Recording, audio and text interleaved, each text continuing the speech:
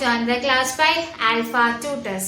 നമ്മൾ പഠിക്കാൻ പോകുന്നത് ക്ലാസ് 10 ഹിസ്റ്ററി ചാപ്റ്റർ ഫസ്റ്റ് ആയിട്ടുള്ള റൈസ് ഓഫ് നാഷണലിസം ഇൻ യൂറോപ്പിലെ പാർട്ട് 3 വീഡിയോ ആണ്.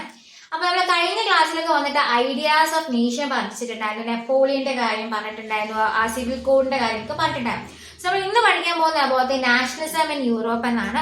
സോ ബേസിക്കലി വേറൊന്നുമില്ല, എങ്ങനെയാണ് നേഷൻ എന്ന് പറയുന്നത് തോട്ട് ആൾക്കാരിലേക്ക് വന്നത്, ആ കാര്യങ്ങളാണ് കുറെ ദിവസമായിട്ട് ഇങ്ങനെ പറഞ്ഞുകൊണ്ടിരിക്കുന്നത്. ബേസിക്കലി വേറൊന്നും അല്ല, നമ്മളുടെ യൂറോപ്പില് ഒരു മിഡ് 18th സെഞ്ചുറി ആയപ്പോൾ.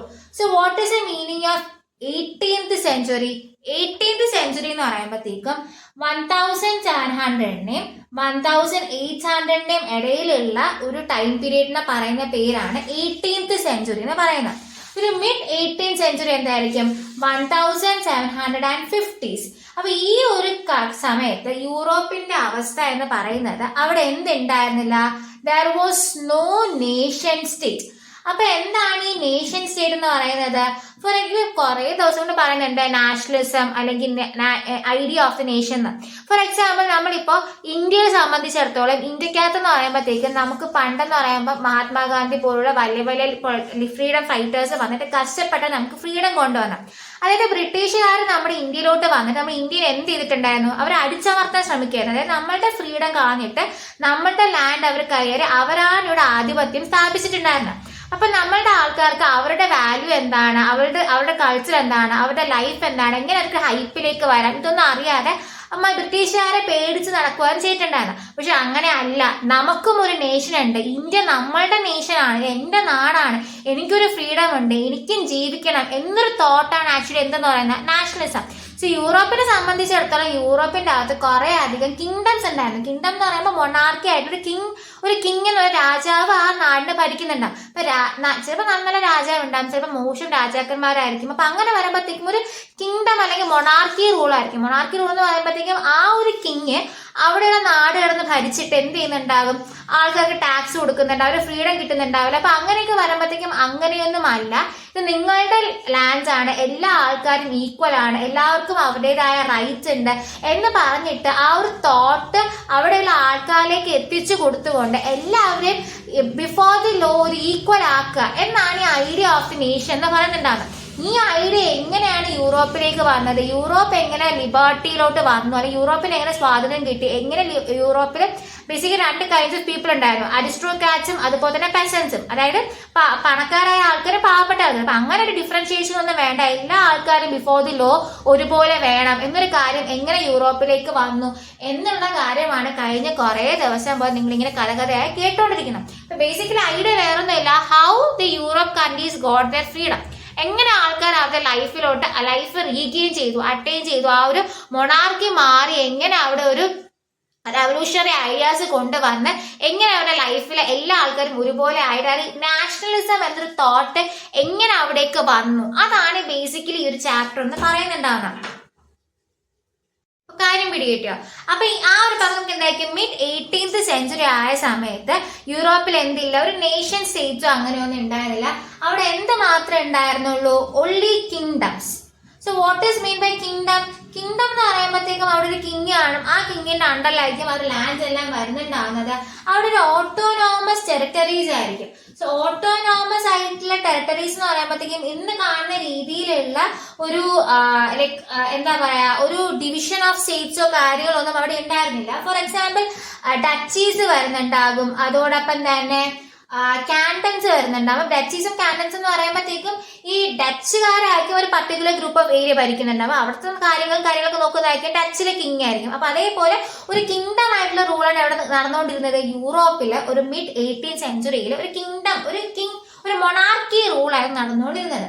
സോ എന്താണ് ആക്ച്വലി കിങ്ഡം എന്ന് പറയുന്നുണ്ടാവുന്നത്? കിങ്ഡം എന്ന് പറയുമ്പോഴത്തേക്കും അവിടെ actually different kinds of peoples ആയിരിക്കും. അതായത് പല തരത്തിലുള്ള ആൾക്കാരായിരിക്കും അവിടെ താമസിക്കുന്നുണ്ടാവുന്നത്, പല തരത്തിലുള്ള കൾച്ചർ ആയിരിക്കും അവിടെ നടക്കുന്നുണ്ടാവുന്നത്, അതുപോലെ തന്നെ പല തരത്തിലുള്ള ഐഡന്റിറ്റീസിലുള്ള ആൾക്കാരായിരിക്കും അവിടെ ജീവിക്കുന്നുണ്ടാവുന്നത്, പല ലാംഗ്വേജ് സംസാരിക്കുന്ന ആൾക്കാരായിരിക്കും അവിടെ താമസിക്കുന്നുണ്ടാവുന്നത്, പല എത്തനിക് ഗ്രൂപ്പിലുള്ള ആൾക്കാരായിരിക്കും അവിടെ ജീവിക്കുന്നുണ്ടാവുക. സോ ബേസിക്കലി വേറൊന്നുമല്ല, നമ്മളിപ്പോൾ ഇന്ത്യ എന്ന് പറയുന്ന ഒരു കൺട്രി എടുത്തു കഴിഞ്ഞാൽ ഇന്ത്യക്കകത്ത് ഡിഫറെന്റ് കൈൻഡ്സ് ഓഫ് പീപ്പിൾസ് ഉണ്ട്. അതേപോലെ നമ്മൾ തമിഴ്നാട് എടുത്തു കഴിഞ്ഞാൽ അല്ലെങ്കിൽ കേരളം എടുത്തു കഴിഞ്ഞാൽ അല്ലെങ്കിൽ ഇപ്പൊ ഗുജറാത്ത് എടുത്തോ, മഹാരാഷ്ട്ര എടുത്തോ, മേഘാലയ എടുത്തോ, അങ്ങനെ ഏത് സ്ഥലം വേണം എടുത്തോ, ആക്ച്വലി പറയുമ്പോൾ എന്താണ്, ഇന്ത്യയാണ്. പക്ഷെ പല ഡിഫറെന്റ് പീപ്പിൾസ് ആണ് താമസിക്കുന്നത്, ഡിഫറെന്റ് കൾച്ചറിലുള്ള പീപ്പിൾസ് ആണ് താമസിക്കുന്നത്, ഡിഫറെന്റ് ഐഡന്റിറ്റീസ് ആണ് ഇവർ സംസാരിക്കുന്ന ലാംഗ്വേജ് ഒക്കെ എല്ലാം ഡിഫറെന്റ് ആണ്. അതാണ് ബേസിക്കലി ഒരു കിങ്ഡം എന്ന് പറയുന്ന ഒരു ഐഡിയ എന്ന് പറയുന്നത്. ബിക്കോസ് കിങ്ഡം എന്ന് പറയുമ്പോൾ എന്തായിരിക്കും, അവിടെ ഒരു രാജാവാണ് ഭരിക്കുന്നതെങ്കിൽ പോലും ആ നാട്ടിലെ ആൾക്കാരെല്ലാം ഡിഫറെന്റ് ആണ്, അവിടുത്തെ കൾച്ചർ എല്ലാം ഡിഫറെന്റ് ആണ്, അവിടുത്തെ ഐഡന്റിറ്റീസ് എല്ലാം ഡിഫറെന്റ് ആണ്, അവിടുത്തെ ലാംഗ്വേജ് എല്ലാം ഡിഫറെന്റ് ആണ്, അവിടെ ഡിഫറെന്റ് എത്നിക് ഗ്രൂപ്പ്സ് ഓഫ് ആൾക്കാരായിരിക്കും ജീവിക്കുന്നുണ്ടാവുന്നത്. അതായത് ഇന്ത്യ നമുക്ക് എക്സാമ്പിൾസ് എടുത്ത് പറഞ്ഞു, നമുക്ക് എന്തായിരിക്കും നമ്മളുടെ യൂറോപ്പിലോട്ട് വരുമ്പോഴത്തേക്കും ഒരു ബെസ്റ്റ് എക്സാമ്പിൾ എന്ന് പറയുന്ന ഹാൻസ്ബർഗ് എന്ന് പറയുന്ന ഒരു എംപയർ ആയിരിക്കും. ഹാൻസ്ബർഗ് എന്ന് പറയുന്ന എംപയർ എന്ന് പറയുമ്പോൾ ഹാൻസ്ബർഗ് എന്ന് പറയുന്ന ഒരു വലിയൊരു എംപയർ ആയിരിക്കും, മീൻസ് ഒരു വലിയൊരു രാജഭരണ ഏരിയ ആയിരിക്കും. സോ ഇവിടെ എന്ന് പറയുമ്പോഴത്തേക്കും ആൽപൈൻ റീജിയനിലുള്ള ആൾക്കാർ വരുന്നുണ്ടാകും, ബൊഹീമിയ റീജിയനിൽ വരുന്നിട്ടുള്ള ആൾക്കാർ വരുന്നുണ്ടാകും, ഓസ്ട്രിയ റീജിയനിൽ വരുന്നിട്ടുള്ള ആൾക്കാർ വരുന്നുണ്ടാകും, അതോടൊപ്പം തന്നെ സുഡൻഡൻ ലാൻഡിൽ വരുന്ന ആൾക്കാരും ഇവിടെ വരുന്നുണ്ടാവും. പക്ഷെ എന്തായിരിക്കും പറയുമ്പോൾ ഇവരെല്ലാവരും ആരാണ്ടല്ലായിരിക്കും, ഹാൻസ്ബർഗ് എംപയർ ആയിരിക്കും. പക്ഷെ ഇവരെ എല്ലാവരുടെയും എന്തായിരിക്കും, അവരുടെ പീപ്പിൾ ആണെങ്കിലും കൾച്ചർ ആണെങ്കിലും ഐഡന്റിറ്റീസ് ആണെങ്കിലും എല്ലാം ഡിഫറെന്റ് ആയിരിക്കും. ഇത്ര മനസ്സിലായല്ലോ.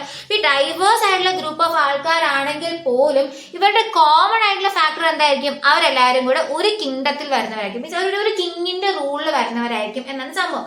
സോ ഇവർ ആക്ച്വലി ഇത്രയും പറയാൻ കാരണം വേറൊന്നും അല്ല, എന്താണ് നമ്മളുടെ യൂറോപ്പില് ഒരു മിഡ് 18th സെഞ്ചുറിയിൽ എന്ത് ഭരണമായിരുന്നു, മൊണാർക്കി ആയിരുന്നു, കിങ്ഡം റൂൾ ആയിരുന്നു എന്നൊരു കാര്യം നിങ്ങളെ പറഞ്ഞ് മനസ്സിലാക്കാനാണ് ഇങ്ങനെ പറഞ്ഞുകൊണ്ടിരിക്കുന്നത്. സോ ബേസിക്കലി ആ ടൈമിൽ യൂറോപ്പിൽ there were two kinds of peoples. ഒന്നെന്ന് പറയുന്നത് അരിസ്റ്റോക്രാറ്റ്സ് ആയിട്ടുള്ള ആൾക്കാരായിരിക്കും, രണ്ടാമത്തേന്ന് പറയുന്നത് പെസന്റ് ആയിട്ടുള്ള ആൾക്കാരായിരിക്കും. ഓക്കെ, അപ്പൊ ബേസിക്കലി ആ ടൈമിൽ മിഡ് 18th സെഞ്ചുറിയിൽ യൂറോപ്പിൽ there was two kinds of people. ആരായിരുന്നു, അരിസ്റ്റോക്രാറ്റ്സും ഉണ്ടായിരുന്നു, പെസൻസ് ഉണ്ടായിരുന്നു. ബേസിക്കലി ആരാണ് ഈ അരിസ്റ്റോക്രാറ്റ്സ് എന്ന് പറയുന്നത്, സോഷ്യലിയും അതുപോലെ തന്നെ പൊളിറ്റിക്കലിയും ഭയങ്കര പവർഫുൾ ആയിട്ടുള്ള ആൾക്കാരെ പറയും, പൊളിറ്റിക്കലിയും ഭയങ്കര പവർഫുൾ ആയിട്ടുള്ള ആൾക്കാരെ പറയുന്ന പേരാണ് ഈ അരിസ്റ്റോക്രാറ്റ്സ് എന്ന് പറയുന്നുണ്ടാണ്.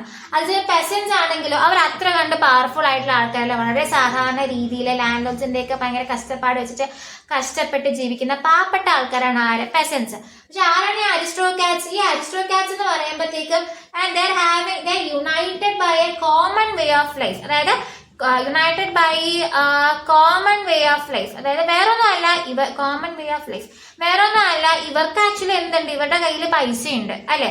അപ്പൊ ഇവരുടെ കയ്യിൽ പൈസ ഉള്ളത് കൊണ്ട് തന്നെ എന്താണ്, ഇവർക്ക് നല്ല പോർഷായിട്ട് നല്ല ലൈഫായിരിക്കും. പക്ഷെ അതുപോലെയാണ് നമ്മുടെ പെസൻസിന്റെ കാര്യം അല്ല, അവർക്ക് എന്ന് പറയുമ്പോൾ അങ്ങനത്തെ കാര്യങ്ങൾ വളരെ കഷ്ടപ്പെട്ട് ജീവിക്കുന്നത്. Was no such things for that.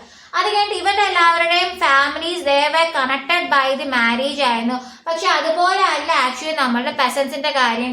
And അതുപോലെ തന്നെ ഇവരാണ് ആക്ച്വലി മൈനോറിറ്റി ആൾക്കാര് and the peasants were in majority. അതായത് വേറൊന്നും അല്ല, പറയുമ്പോൾ എന്താണ്, സോഷ്യലി പൊളിറ്റിക്കലി പവർഫുൾ ആയിട്ടുള്ള ആൾക്കാരൊക്കെ അരിസ്റ്റോക്രാറ്റ്സ് ആണ്, അവർക്ക് നല്ല പോലത്തെ പോഷായിട്ടുള്ള ലൈഫ്സും കാര്യങ്ങളുണ്ട്. വളരെ കുറച്ച് ആൾക്കാരുള്ളൂ. മെജോറിറ്റി ആൾക്കാരും എന്താണ്, വളരെ കഷ്ടപ്പെട്ട് ടാക്സ് ഒക്കെ അടച്ച് വളരെ കഷ്ടപ്പെട്ട് ജീവിക്കുന്ന ആൾക്കാരാണ് എന്ത്, മെജോറിറ്റി ഓഫ് ദി ആൾക്കാർ എന്ന് പറയുന്നുണ്ടാവുന്ന.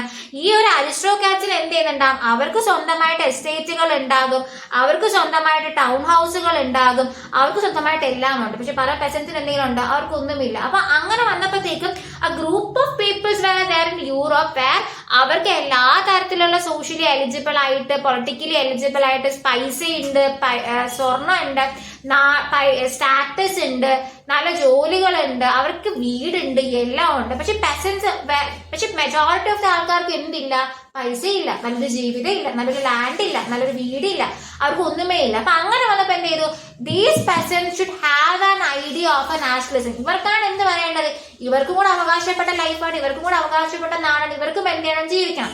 സോ അവിടെയാണ് ഐഡിയ ഓഫ് ദ നാഷണലിസം വരേണ്ടത്. അപ്പൊ അങ്ങനെ ഇരിക്കെയാണ് ആര് വന്നത്, ഇൻഡസ്ട്രിയലൈസേഷൻ വന്നിട്ടുണ്ടാണ്. സോ ബേസിക്കലി ഇൻഡസ്ട്രിയലൈസേഷൻ എന്ന് പറയുമ്പോഴത്തേക്കും വേറൊന്നല്ല, ഇൻഡസ്ട്രിയലൈസേഷൻ വന്നു കഴിഞ്ഞപ്പോഴത്തേക്കും there was an emergence of new middle class. അവിടെ ഒരു പുതിയ ഒരു മിഡിൽ ക്ലാസ് വന്നു. എന്താണ് ഈ പുതിയ, സാധാരണ മിഡിൽ ക്ലാസ്സിൽ നിന്നും എന്ത് ഈ പുതിയ മിഡിൽ ക്ലാസ് എന്ന് പറയുന്നുണ്ടാവുന്ന? അതായത് ഇൻഡസ്ട്രിയലൈസേഷൻ വന്നോടുകൂടി ഈ western and central part of the Europe ഉണ്ടായിരുന്നു. അപ്പൊ നേരത്തെ അവർ എങ്ങനെ ജീവിച്ചിരുന്നത്? അരിസ്റ്റോക്രാറ്റ്സ് ആയിട്ടും പെസൻസ് ആയിട്ടും കിങ്ങിന്റെ അണ്ടറിൽ വളരെ കഷ്ടപ്പെട്ട് ജീവിച്ചവരായിരുന്നു. പക്ഷെ ഇൻഡസ്ട്രിയലൈസേഷൻ വന്നു കഴിഞ്ഞപ്പോൾ എന്ത് ചെയ്യാൻ തുടങ്ങി? ഈ യൂറോപ്പിലെ ആൾക്കാർക്ക് ഇൻഡസ്ട്രിയലൈസേഷൻ വന്നതോടുകൂടി എന്ത് സംഭവിച്ചു? അവരുടെ ട്രേഡ് കൂടി, അല്ലെ? ട്രേഡ് കൂടി. അതോടൊപ്പം തന്നെ there emerged a commercial class of people. So what does mean by commercial class? അവിടെ ഒരു കൊമേഴ്ഷ്യൽ ക്ലാസ് വന്നു. കൊമേഴ്ഷ്യൽ ക്ലാസ് എന്ന് പറയുമ്പോഴത്തേക്കും അവിടെയുള്ള ആൾക്കാർക്ക്, പാവപ്പെട്ട ആൾക്കാർക്ക്, പെസൻസ് ഗ്രൂപ്പ് ഓഫ് ആൾക്കാർക്കും എന്ത് കിട്ടി? ജോലി കിട്ടി. ജോലി കിട്ടിക്കഴിയുമ്പോൾ എന്തായിരുന്നു? അവർ നേരത്തെ ഉണ്ടായിരുന്ന ജീവിതമാണ് ജോലി കിട്ടിക്കഴിയുമ്പോൾ ഇല്ല, അവർക്ക് ശമ്പളം കിട്ടി തുടങ്ങി, പൈസയായി. അപ്പൊ അങ്ങനെ വരുമ്പോഴത്തേക്കും അവിടെ ഒരു ന്യൂ സോഷ്യൽ ഗ്രൂപ്പ് എമർജ് ചെയ്യാൻ തുടങ്ങി. അപ്പൊ അതായത് അവിടെ എന്ത് വന്നു? ഒരു വർക്കിംഗ് ക്ലാസ് വരാൻ തുടങ്ങി. അപ്പൊ വർക്കിംഗ് ക്ലാസ് വരാൻ തുടങ്ങി. മിഡിൽ ക്ലാസ് ഒക്കെ എന്താവാൻ തുടങ്ങി? വർക്കിംഗ് ക്ലാസ് ആയിട്ട് മാറാൻ തുടങ്ങി. ബിക്കോസ് എന്തായിരിക്കും? ഇൻഡസ്ട്രിയലൈസേഷൻ വന്നതോടുകൂടി അവർക്ക് എല്ലാവർക്കും ജോലി കിട്ടാൻ തുടങ്ങി. ഇപ്പൊ ആദ്യം നമ്മൾ പറഞ്ഞിട്ടുണ്ടായിരുന്നു there was a two group of people. ആര്? അരിസ്റ്റോക്രാറ്റ്സും പെസൻസും ആണല്ലോ. അരിസ്റ്റോക്രാറ്റ്സിനാണ് എല്ലാ കാര്യങ്ങളും ഉണ്ടായിരുന്നത്, പെസൻസിന് ഒന്നും ഉണ്ടായിരുന്നില്ല. ഇപ്പൊ പയ്യപ്പയ്യപ്പോഴത്തേക്ക് എന്തായിരുന്നു? പെസൻസിലും ഇൻഡസ്ട്രിയലിസ്റ്റ് വരാൻ തുടങ്ങി, പെസൻസിലും ബിസിനസ്മെൻസ് വരാൻ തുടങ്ങി, പെസൻസിലും എന്ത് പ്രൊഫഷണൽസ്, നല്ല നല്ല പ്രൊഫഷണൽസ് വരാൻ തുടങ്ങി. ഇപ്പൊ രണ്ട് ഗ്രൂപ്പ് ഓഫിലും എന്തായി തുടങ്ങി? ഇൻഡസ്ട്രിയലിസ്റ്റും ബിസിനസ്മാൻസും പ്രൊഫഷണൽസ് വരാൻ തുടങ്ങി. ഇപ്പൊ അങ്ങനെ വരുമ്പോഴത്തേക്ക് എന്തെങ്കിലും ഡിഫറൻസ് രണ്ട് ഗ്രൂപ്പിൽ വരാൻ തുടങ്ങിയോ? ഇല്ല, രണ്ട് ഗ്രൂപ്പും ഒരേപോലെ ആകാൻ തുടങ്ങി. അപ്പം അരിസ്റ്റോക്രാറ്റ്സും പെസൻസ് എന്നില്ല. ഇൻഡസ്ട്രിയലൈസേഷൻ വന്നതോടുകൂടി എന്ത് സംഭവിച്ചു? രണ്ട് ഗ്രൂപ്പിലും വിദ്യാഭ്യാസമുള്ളവരും ജോലിയുള്ളവരും പണമുള്ളവരും വരാൻ തുടങ്ങി. അപ്പൊ അങ്ങനെ ആയപ്പോഴത്തേക്കും ഈ പെസൻസിന് അവരുടെ ഐഡിയ ഓഫ് ദി നേഷൻ കിട്ടി. അവരെന്ത് ചെയ്യാൻ തുടങ്ങി? ദേ ഫോഴ്സ് ഫോർ റെവല്യൂഷൻ. അവർക്കും റെവല്യൂഷൻ വേണമെന്ന് പറയാൻ തുടങ്ങി. അങ്ങനെയാണ് എന്ത് ചെയ്ത് അവർ മൊണാർക്കിക്ക് അഗേൻസ്റ്റ് ഫൈറ്റ് ചെയ്തിട്ട് അവരുടെ ഐഡിയ ഓഫ് ദി നേഷൻ കുറച്ചും കൂടെ സ്പ്രെഡ് ആവുന്നത്. ഇപ്പൊ കാര്യം പിടികിട്ടോ?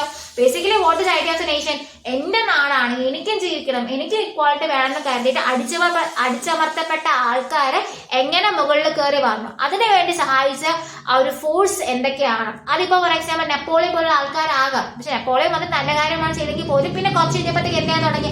അദ്ദേഹത്തിന് തന്നെ കുറച്ച് കാര്യം ഇഷ്ടപ്പെടാതായപ്പോഴത്തേക്കും അദ്ദേഹം ആരെ പോലെ ആയി? മൊണാർക്കിയെ പോലെ ആയി. അപ്പൊ നെപ്പോളിയൻ വേണ്ടാന്ന് തീരുമാനിച്ചു. അങ്ങനെ ഓരോ ആൾക്കാരും ഹിറ്റ് ആൻഡ് ട്രയൽ മെത്തേഡ് വഴി വന്നിട്ട് എങ്ങനെ എല്ലാ ആൾക്കാരും ബിഫോർ ദി ലോ ഒരുപോലെ ആയി എന്ന കഥയാണ് നിങ്ങളിങ്ങനെ പല പല രീതിയിലും കേൾക്കാനായിട്ട് പോകുന്നത്. മനസ്സിലായല്ലോ? സോ ഒരു ഐഡിയ ഓഫ് ദി നേഷനെ പറ്റി ഒരു ബേസിക് സാധനം കിട്ടിയെന്ന് വിശ്വസിക്കുന്നുണ്ട്. നമുക്ക് അടുത്ത ക്ലാസ്സിലെ ഐഡിയ ഓഫ് ലിബർട്ടി, എങ്ങനെ അവർക്ക് കുറച്ചും കൂടി സ്വാതന്ത്ര്യം കിട്ടി എന്നുള്ള കാര്യം പഠിക്കാം. സോ നിങ്ങൾക്ക് വീഡിയോ ഇഷ്ടപ്പെട്ടിട്ടുണ്ടെങ്കിൽ ലൈക്ക് ചെയ്യുക, അതോടൊപ്പം തന്നെ ഷെയർ ചെയ്യുക, നിങ്ങളുടെ എല്ലാ ഫ്രണ്ട്സായിട്ട് ഷെയർ ചെയ്യാൻ മറക്കരുത്. നിങ്ങൾക്ക് എന്തെങ്കിലും ഡൗട്ടോ സജഷൻസോ ഉണ്ടെങ്കിൽ കമന്റ് ചെയ്യുക. അപ്പോൾ ഇതുപോലെ നല്ല നല്ല വീഡിയോസിനായിട്ട് ആൽഫ ടുഡേ ചാനൽ സബ്സ്ക്രൈബ് ചെയ്യാൻ മറക്കരുത്. Thank you.